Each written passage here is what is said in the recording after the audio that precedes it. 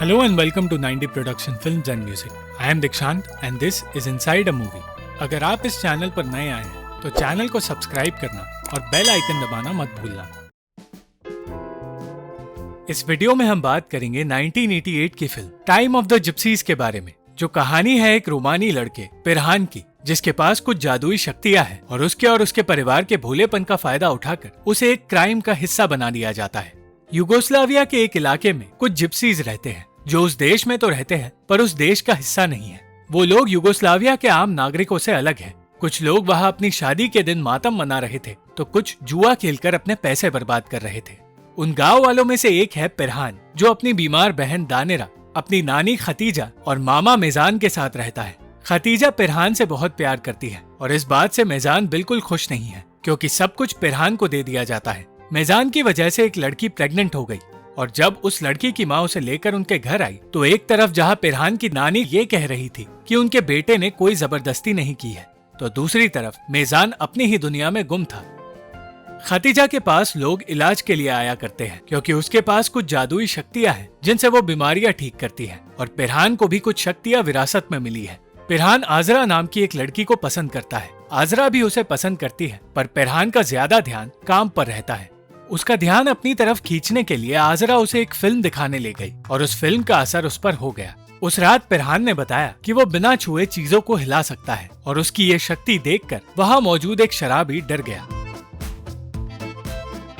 पिरहान ने आजरा की माँ से कहा कि वो उससे शादी करना चाहता है, पर वो राजी नहीं थी क्योंकि पिरहान स्लोवेनिया के सिपाही और अपनी माँ का नाजायज बेटा है। 3 बार कोशिश करने के बावजूद जब आजरा से पिरहान शादी नहीं कर पाया तो उसने अपनी जान देने का फैसला कर लिया।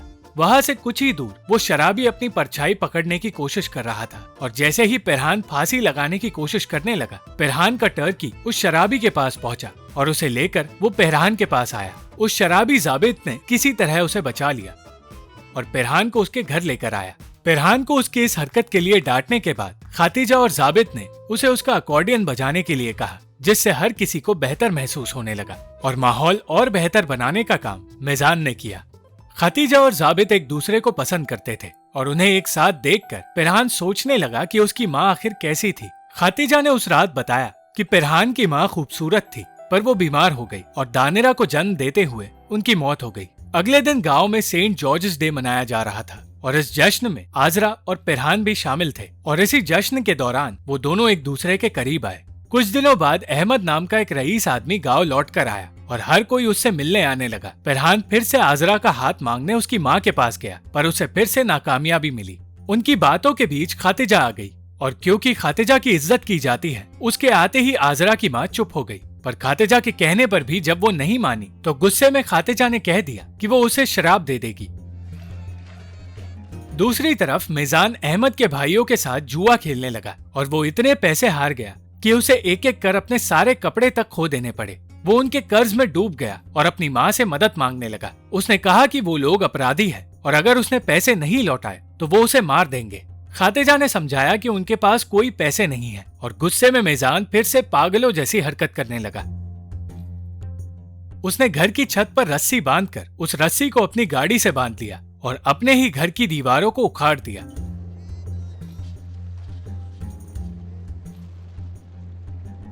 खतीजा समझ गई कि उसका बेटा एक पागल खाने में रहने लायक है और इसलिए दोनों बच्चों को लेकर वो वहाँ से निकल गई। वो तीनों बारिश से बचकर एक कोने में बैठे रहे और कुछ देर बाद उनके पास अहमद आया, जो खतीजा से उसके बेटे को बचाने के लिए कहने लगा। खतीजा अहमद के घर गई और उसके बीमार बेटे का इलाज करने लगी और जल्द ही उसने उसकी जान भी बचा ली।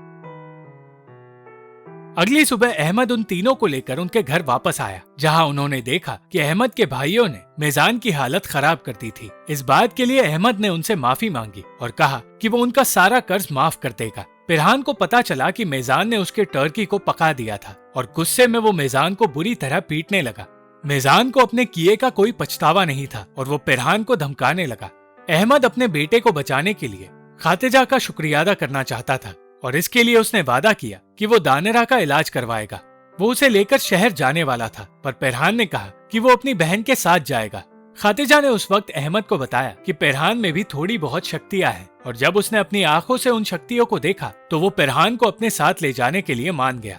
अगली सुबह अहमद उन बच्चों को अपने साथ ले जाने लगा और उन्हें पहली बार अपने से दूर जाते देख खातिजा रोने लगी। पिरहान ने आजरा से कहा कि वो जल्द ही वापस आएगा, इसलिए वो उसका इंतजार करे। जाते हुए गाड़ी में पिरहान ने देखा कि अहमद अपने साथ गांव के कुछ और बच्चों को ले जा रहा है और उनके अलावा बहुत से लोगों को उसने गाड़ी में बिठा लिया। दानिरा इस सफर में डरी हुई थी, पर पिरहान ने उसे हिम्मत दी और फिर दानिरा को अपनी माँ दिखाई दी।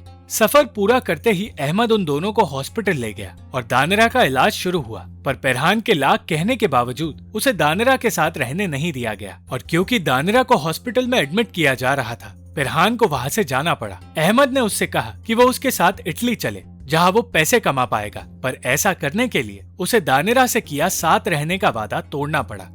पिरहान अहमद के साथ इटली के सफर पर निकला और उसने सफर के बीच अहमद को पैसों और लोगों की लेन देन करते हुए देखा।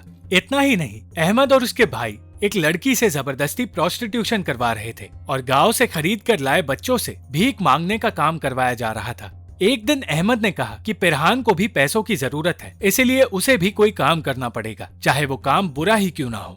पिरहान अब एक ऐसी जगह फंस चुका था जहां उससे और दूसरे लोगों से जबरदस्ती काम करवाया जा रहा था और जो कोई काम करने से इनकार करता या अपने पैसे देने से इनकार करता, उसे सजा भुगतनी पड़ रही थी। ना चाहते हुए भी पिरहान को अहमद के लिए काम करना पड़ा और जो लड़का ईमानदारी से पैसे कमाना चाहता था, अब लोगों के घरों में चोरी कर रहा था। पर उसने इस बारे में अपनी नानी को कुछ नहीं बताया। उसने एक चिट्ठी लिखकर सिर्फ इतना बताया कि वो एक रईस आदमी की जिंदगी जी रहा है और दानिरा का इलाज शुरू हो चुका है। उन बच्चों में से एक इरफान नाम के बच्चे ने जान बचाकर भागने की कोशिश की, पर अहमद के भाइयों ने उसे ढूंढ निकाला और बुरी तरह पीटकर वो लोग उसे वापस ले आए। इरफान फिर से वहाँ से भाग निकला और ऐसा होने पर जब अहमद चिल्लाने लगा तो उसे पैरालिसिस का अटैक आ गया। इस अटैक के दौरान कोई भी उसे संभाल नहीं रहा था, सिर्फ पिरहान उसका ध्यान रख रहा था और इसलिए उस दिन से उसने पिरहान को अपना बेटा मान लिया। उस रात पिरहान को सपने में अपना टर्की दिखाई दिया और उसके साथ दारीना और जाबित दिखाई दिए, जो उसके लिए उसकी नानी का एक मैसेज लाए थे। वो मैसेज था कि अगर वो घर जल्दी वापस ना आया तो उसे चांदी के दांतों वाली औरत खा जाएगी।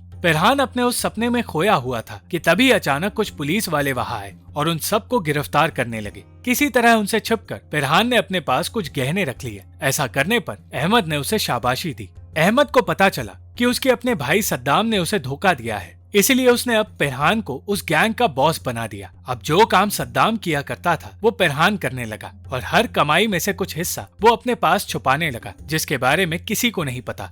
कुछ वक्त बाद सद्दाम गाड़ी लेकर वहां आया और कहने लगा कि वो बच्चों को अपने साथ लेकर जा रहा है और अपना नया धंधा शुरू कर रहा है। उन बच्चों में से एक इरफान भी था। अहमद को जब ये बात बताई गई तो उसने कहा कि नए बच्चे खरीदने होंगे। पिरहान ये काम सिर्फ इसलिए कर रहा था क्योंकि अहमद ने वादा किया था कि वो उसके परिवार के लिए एक नया घर बनाएगा।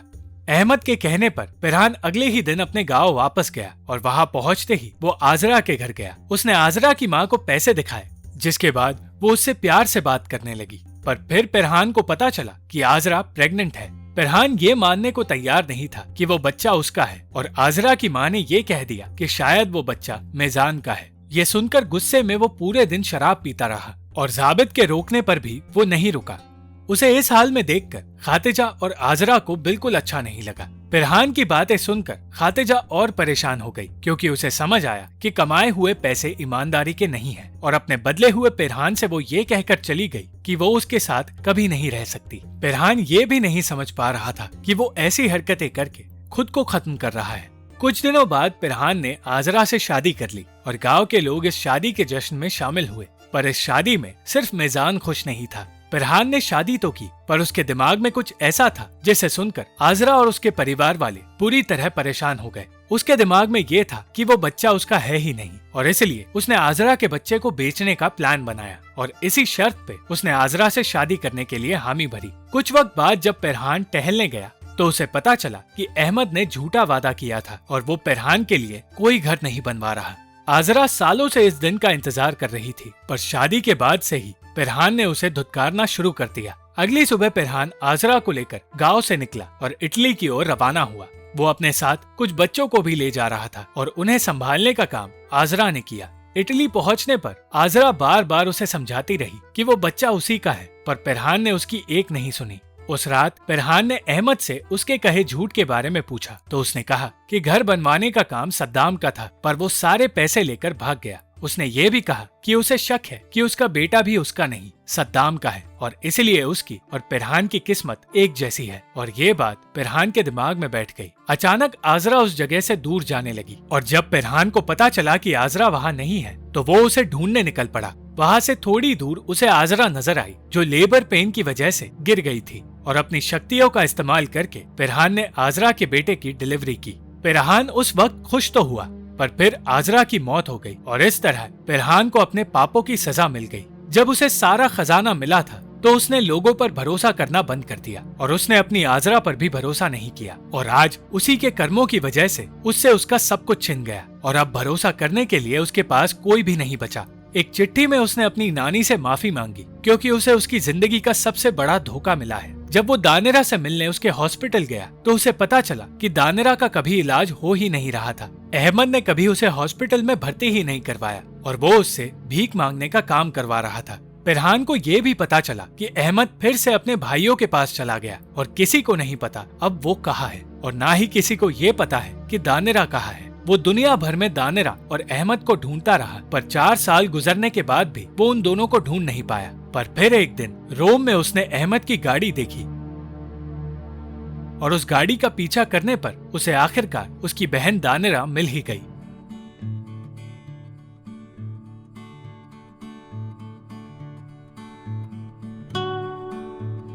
दानिरा ने उस दिन उसे सब कुछ बताया और कहा कि पिरहान का बेटा अब 4 साल का हो चुका है और बिल्कुल पिरहान जैसा दिखता है। उसने ये भी बताया कि अहमद अब उससे भी भीख मांगने का काम करवाता है। ये सुनते ही पिरहान अपने बेटे से मिलने गया और उस जगह पहुंचा जहां अहमद की दूसरी शादी हो रही थी।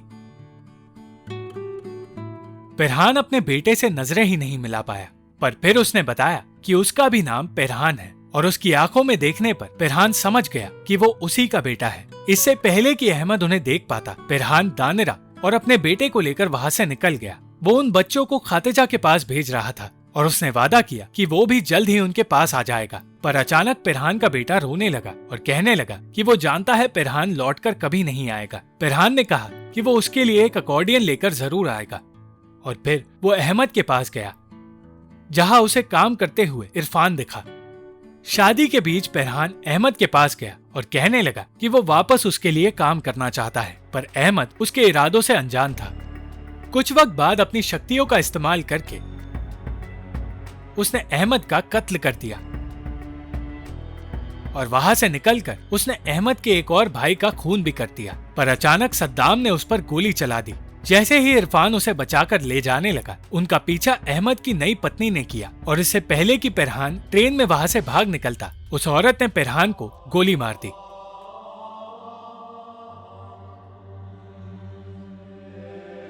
अंत में पिरहान का फ्यूनरल रखा गया, जहां पिरहान के बेटे ने वो सोने के सिक्के चुरा लिए जो उसके पिता की आंखों पर रखे थे। उसे ऐसा करते हुए मिजान ने देख लिया, पर उसका पीछा करते हुए उसका मन बदल गया और पिरहान को छोड़कर वो चर्च की ओर दौड़ पड़ा और उसने बदलने का फैसला कर लिया। Thank you for watching the video. अगर आपको ये वीडियो पसंद आई तो लाइक, शेयर और कमेंट जरूर करना, और चैनल को सब्सक्राइब करना मत भूलना।